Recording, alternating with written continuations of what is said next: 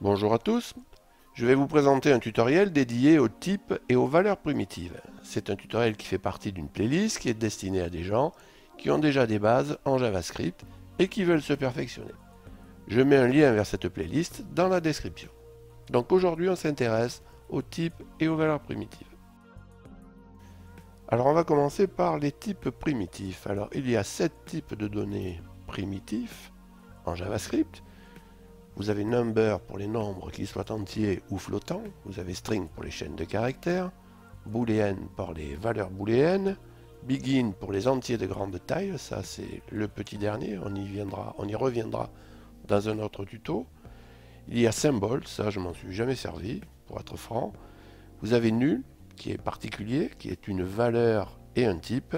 Et vous avez undefined, c'est la même chose. C'est une valeur et un type. Alors avant de passer aux valeurs primitives, je vais vous parler des valeurs littérales de manière à ce que vous puissiez faire la différence. Alors dans un langage classique tel que le C ou le C++, lorsqu'on affecte une variable par exemple à un nombre entier, on appelle ce nombre une valeur littérale. Par exemple en C, pour déclarer un entier, on tape l'instruction suivante. D'accord ? Mais le 1 qui est ici n'est doté d'aucune méthode et ne provient d'aucun constructeur. C'est une valeur littérale, point barre. En particulier, vous ne pouvez pas faire ici un toString. D'accord? Il ne comprendra pas ce que c'est. Alors qu'en JavaScript, vous pouvez le faire. D'accord? C'est ce que je voulais vous montrer. Bien, maintenant je vais passer aux valeurs primitives donc, du JavaScript. Donc je vais utiliser un 1 comme pour le C. Je vais l'entourer de parenthèses car j'ai besoin de mettre un point ici et c'est aussi le point décimal. Et vous voyez que je vois apparaître un ensemble de propriétés et méthodes. Ces propriétés et méthodes sont issues du type primitif number et elles peuvent être appliquées à la valeur primitive, ici le 1. Et je peux en particulier faire le toString que je ne pouvais pas faire tout à l'heure. Et de cette manière, je récupère un 1 sous forme d'une chaîne de caractères. Donc les valeurs primitives ont cette particularité en JavaScript que l'on peut appliquer des propriétés et des méthodes issues du type primitif duquel elles proviennent, si vous voulez. Alors, on peut continuer avec un booléen, enfin avec la valeur d'un booléen, d'accord? Là, on voit apparaître tout ce qu'on peut faire sur un booléen. On peut faire pareil avec une chaîne de caractères, d'accord? Alors pour autant, une valeur primitive, ce n'est pas une instance d'un objet primitif. Et tout ça c'est logique parce qu'une instance a une valeur qui est une référence et ce n'est pas une valeur littérale. Alors si on fait un 1 et qu'on cherche à savoir si c'est une instance de number, de la fonction constructeur number, eh bien c'est faux. Ok?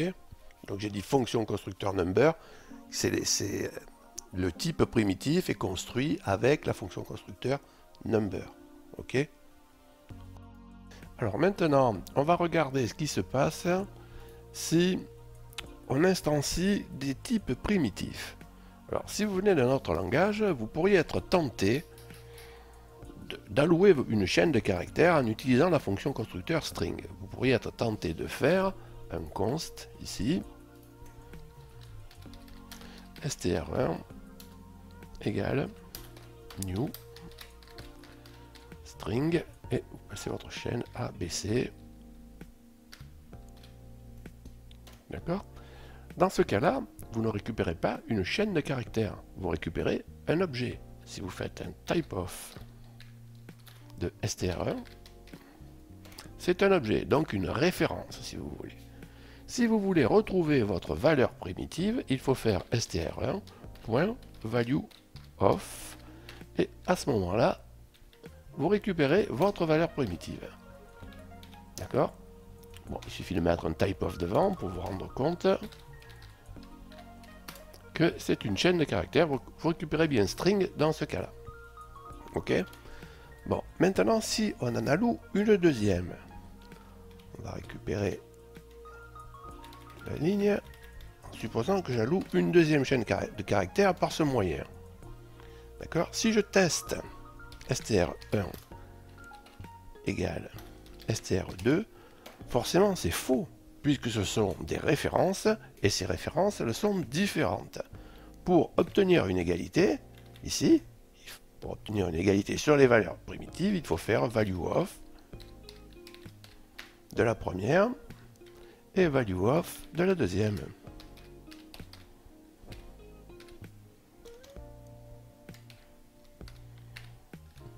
Okay. Et dans ces cas-là, vous avez bien l'égalité sur les valeurs primitives.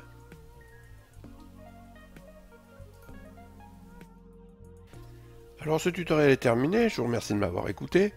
Si vous avez apprécié le contenu, n'oubliez pas de liker, de partager.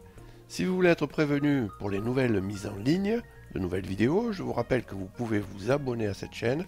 Et dans ce cas, n'oubliez pas d'activer les notifs. Salut et à bientôt.